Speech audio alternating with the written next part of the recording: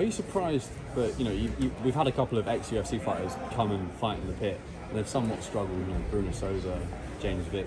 Are you surprised by that too? Oh, I'm surprised. I'm not surprised because it's specific. It's karate. You know what I mean? It's different. When you change your rules, you change your game. Same thing when you have guys that compete in boxing. But karate is no exception. It's a specific rule set. It's a very dynamic, very fast, full contact sport. So it's not made for everybody. One of the fighters competing on this card in the main event you're very familiar with. I understand you brought Raymond into your camp a few times before when you were fighting yourself. What can you tell us about him? Do you have any memories of sparring each other? Oh yeah, he's probably the best striker I've seen, pure striking in my life. His knowledge and control of the environment, especially now that he fights in the pit, he's a master at controlling the distance and mastering his environment. So I'm very excited. I actually brought him in Montreal many times, but I also went to California to train with him as well. So I feel very privileged to have the chance to be able to know someone like him and to be able to share knowledge with him. And Raymond Daniels also competed in Bellator, has a successful MMA career going on as well. We're seeing more and more MMA fighters come over to karate combat. Mm-hmm. Do you think that maybe with the influx of MMA fighters that it might kind of get away a little bit from the true karate form and we start seeing more mixed martial arts going on? Well, when you talk about karate, it's a sport basically that has no rules. Karate is made for the street. It's made for survival. You know what I mean? So basically, karate has no rules. It's not like it's not sanctioned by any athletic commission. They made karate combat to create a sport, an organization where every style of different karate can meet each other and compete against each other. But karate is made for the street. You have to remember that in karate, they teach you self-defense move, kick the groin, eye gouge, throws. There's even submission. You know what I mean? But these rule sets are made in a way that all athletes from different karate style can meet and fight. So when you talk about karate, it's a very vague thing, and that's why I'm very happy to be part of this organization, because Karate Combat is a place where now elite athlete in karate can go and turn professional and make money and make a living out of this. And that's a great thing.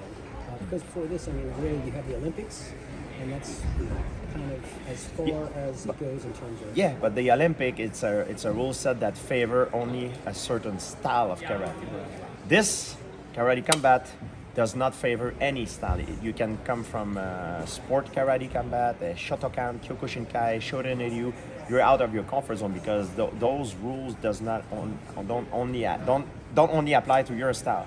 So everybody is equally outside of their comfort zone. That's why I like karate combat, and it's made to make karate shine. It's definitely unique. Look at the pit itself with the embankments. Is there any particular move that you saw performed using the embankment that kind of tickled your fancy and you're like, whoa, that's pretty cool? There's many moves. I like how certain fighter get in control of their environment. So they use the angle of the pit to pivot or to propel themselves forward to launch an attack. This is something I think we will see more and more into the sport. Yeah, it's definitely unique. Well, if I'm hearing correctly, I heard you are no longer under contract with the UFC. No. Is that correct? No, I am not. You're not. And I've spoken to you in the past, and you said you don't have the itch to fight ever. Mm-hmm. However, if maybe an exhibition popped up in the Karate Combat Arena, my days of trying to show the world that I'm the strongest man are gone, and it's hard to admit, but sometimes I'm under the impression that maybe, even though my knowledge keeps increasing, maybe my best days as a competitor are behind me. You know what I mean? I'm still doing very well in training and stuff, when I feel in good shape. But the truth is that I don't have the itch anymore. You know what I mean? To compete, you need to be willing to make all the sacrifice to dedicate yourself 100%, and I don't want to do that. I have other more important things in my life to take care of now. I respect it. George, I have a question for you. We've been talking about the main event with Raymond. I'm going to put you outside of a different question. You've trained with Raymond before. Yes. What would you say Rafael needs to do to gain success tomorrow night? Well, I mean, it's not a secret. Raymond Daniel is a master at controlling distance.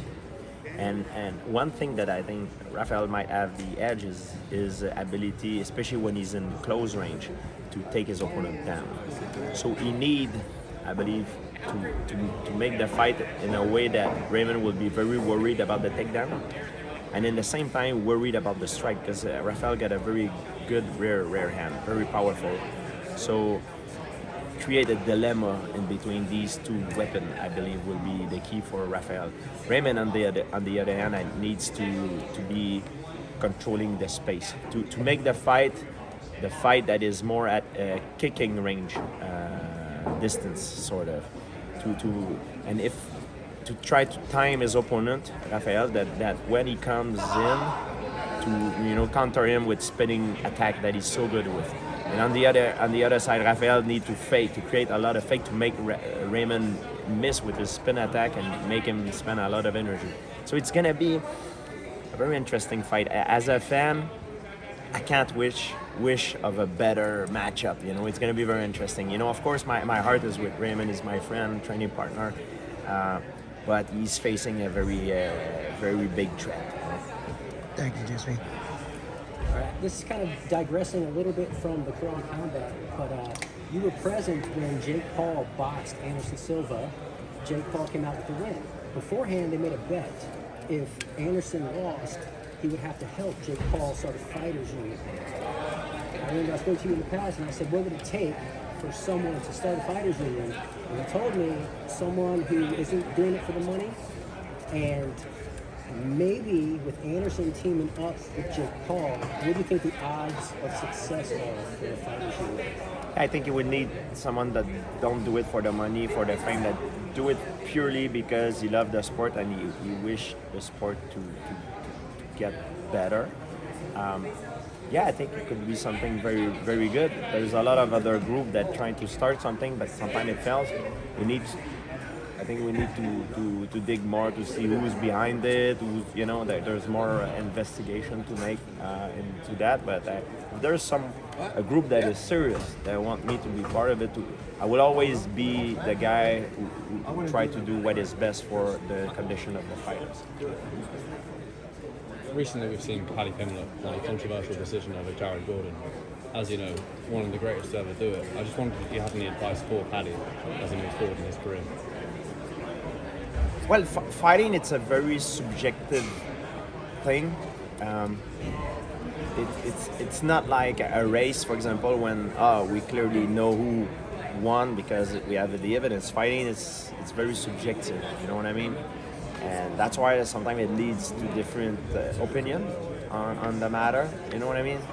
So, and sometimes there's things that affect your opinion, your judgment, you know what I mean? Like the commentator, for example, or the other people around you, what they're saying, or your heart is with someone, so you have the tendency to watch more that guy than the other guy, to put yourself more into that guy's shoes. And so what I can say is you control what you can control and try to forget about what people think. You know what I mean? I know it's very hard as a fighter because we care so much. We have so much pride. We want to show the world. But that's the hardest thing. You need to focus on only the thing that you can control. You have the power to change only the thing that you have the control on. The other thing that you don't have any control on, you shouldn't waste energy thinking about it. All right, I got a geeker question for you. I know you're big into comic books and everything. A lot of people will say they want to grow up, they want to be Superman and Batman. What superhero, if you had to pick, says he wants to grow up and be George St. Pierre? Which superhero I would like to be? Yes. What superhero would love to be you? Would love to be me? Yes. Oh. All of them. I don't think so. I think it would be a superhero that does not have superpower, like Batman. And I like Batman. He's my favorite one because he's a martial artist, probably the best martial artist alive, and he does not possess superpower. He's just very smart and he has technology on his side and knowledge. I like Iron Man as well. So I'll choose one from the DC comics, which is Batman, and on the Marvels, I like Iron Man, because Iron Man does not have superpower. He just have knowledge, and he's very smart and educated. That's why I like these two, and they are my favorite. And then I like the Professor X too, because I think if I would have to choose one power, just one, I think I would be the one of mind control, the control, psychic control. And I think if you have that power, you're the strongest superhero in the world. We've got 2 questions left, fellas. We've seen you in the Marvel Cinematic Universe as Batroc the Leaper.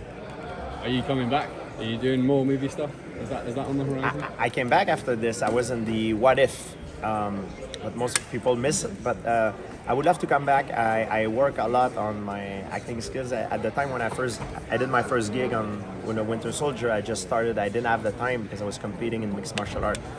Now it's been 5 years. I work a lot on my acting. It's something like in martial art, you need to work on it. If you don't work on it, you'll lose it. And if you don't work on it, you can't learn. You just don't wake up one morning and be a good actor. You need to work a lot on it.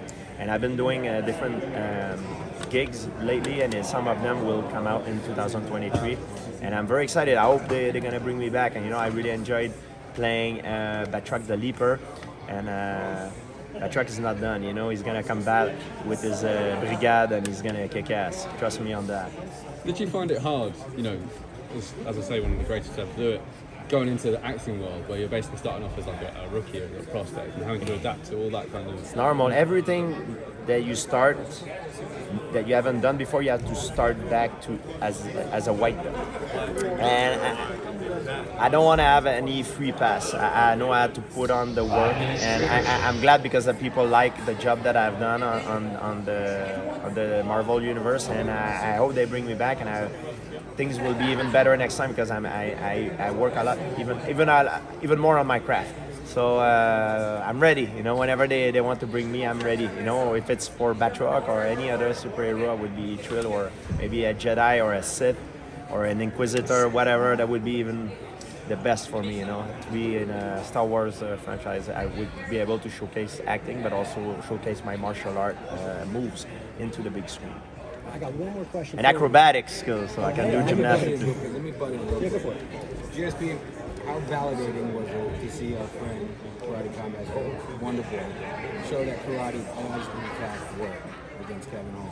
Oh, it does work. I won many titles with karate. I different ways of using karate. I use my karate to sometimes to blitz in, to strike, but I also use it to close the distance and put my opponent down. To close the distance, I use karate. That's how I learned it. To finish the takedown, I use my wrestling skill. But karate is the martial art, the combat sport that helped me the most throughout my career. And Stephen Thompson, there's many other guys like Poshaska is another one. There's many guys. I think Connor did karate too. Yeah, I mean, there's many fighters in mixed martial art that come from karate background. And that's what gives us our base. And the base is the most important thing. That when you build an house, the foundation are the most important, because you can build the house with any material you want, but if the foundations are not solid, the house will crumble. If there's a hurricane, your foundation needs to be solid in order to be to be good, to go high, to be a good house. The same thing as a fighter. If your foundation are weak, you're never gonna go far. So you need very strong foundation, and karate is a sport that gives a lot of athletes in combat sport a very solid foundation.